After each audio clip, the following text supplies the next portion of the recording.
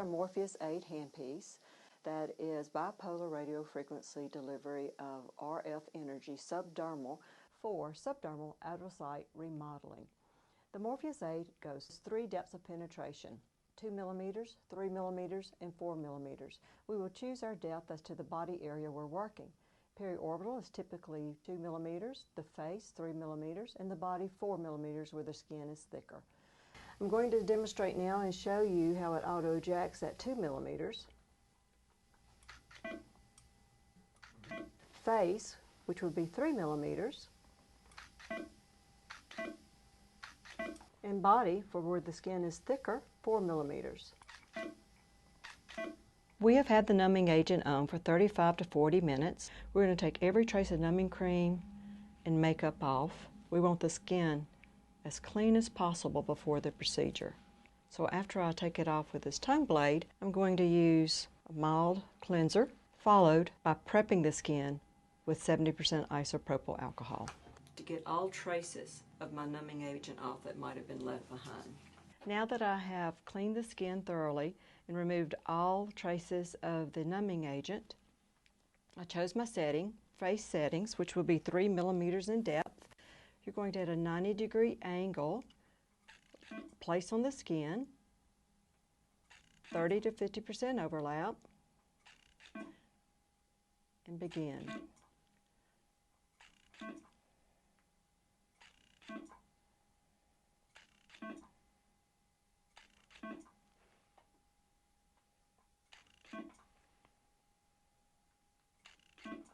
What I'm watching for is to be sure that I don't have excessive erythema and edema, but what I need to expect is a little redness and swelling and pinpoint bleeding.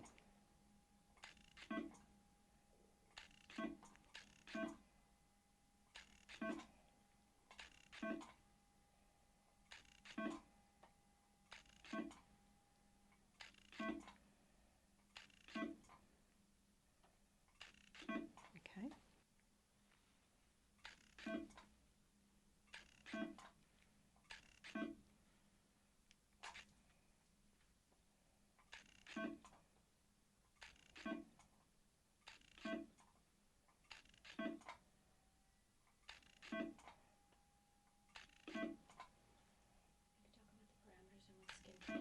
Okay.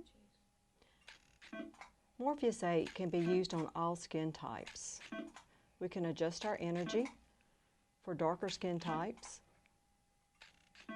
to reduce that risk of post-inflammatory hyperpigmentation. Or on lighter skin types, we can be more aggressive, depending on the degree of correction needed.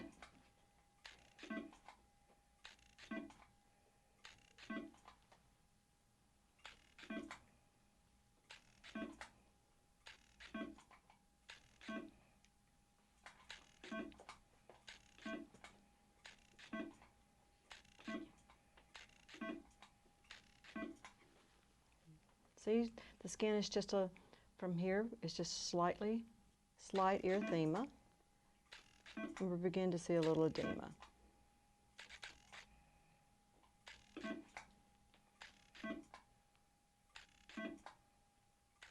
And mild pinpoint bleeding.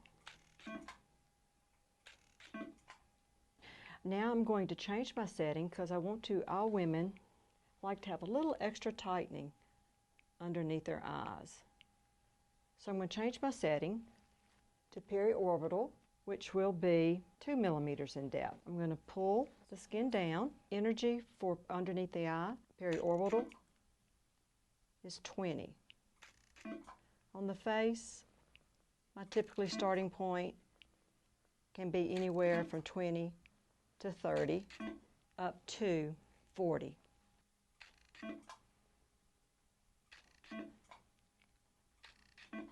Okay, now I'm going to go back to face and start with the forehead. If I have older, thinner skin on the forehead, I adjust my energy.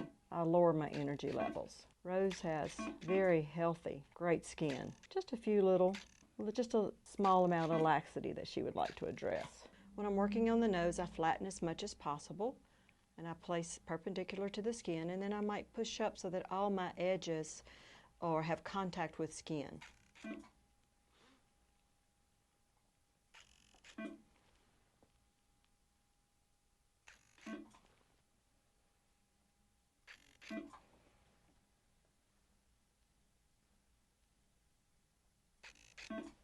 I'm going to go ahead and finish the forehead because the forehead is typically a very sensitive area. Before I begin the procedure, I've gone over all the post-op instructions so that they have an understanding of the care post. When treating the eyebrows or between the eyebrows, you want to stretch the skin taut and nice contact, 90 degrees angles. You want to be careful not to rock up, that you want all edges, all corners or sides of the handpiece, the tip, to be touching the skin.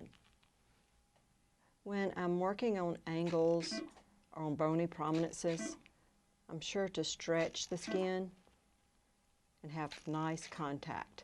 I can even roll the skin up to make a flat surface.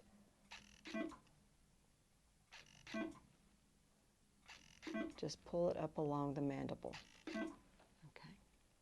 We're going to go up to the vermilion border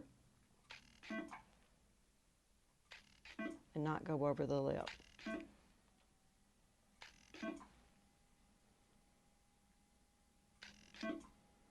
So I can stretch, place, and then press the skin.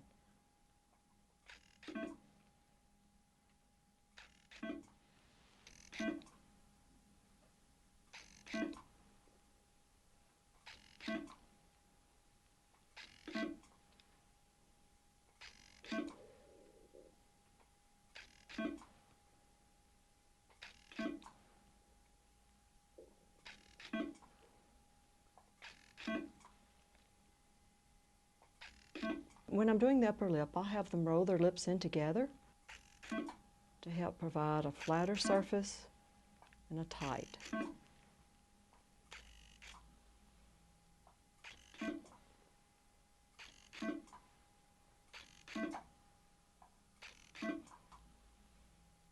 going to have the client turn her head to give me the best position to be 90 degrees.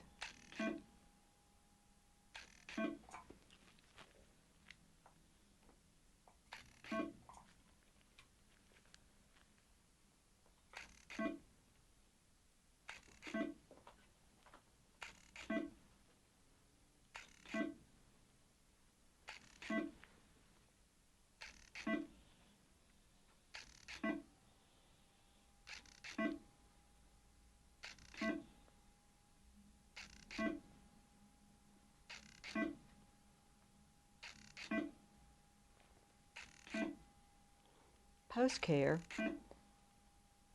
Rose is going to keep her face clean with a mild, gentle cleanser. And for the first 24 to 48 hours, use a protective skin barrier such as Aquaphor. After 2 days, and she has little brown dots that appear, she can go to a gentle moisturizer and apply sunscreen. Tonight, I might recommend that she sleep elevated on a pillow.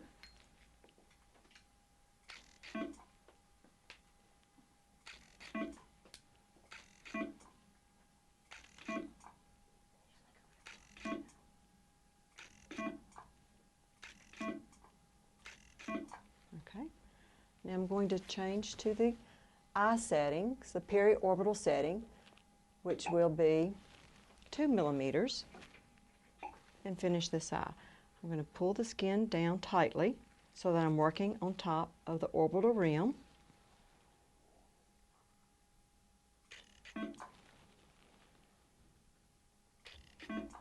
To address the laxity that we get there. Because it's a bony area and I am on the orbital rim, I'm stretching, then placing my handpiece, then I'm going to push the skin against my handpiece so that I have nice contact.